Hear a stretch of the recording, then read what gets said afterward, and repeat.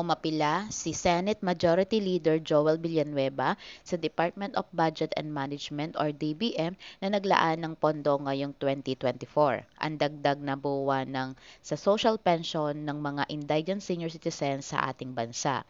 Ayon kay Senador Villanueva, naway maawa na ang DBM at ibigay na sa mga indigent senior citizen ang dagdag sa pensyon. Mula sa kada buwan na 500 pesos ay gagawin na itong 1,000 pesos batay na rin sa umiiral na Republic Act number 11916.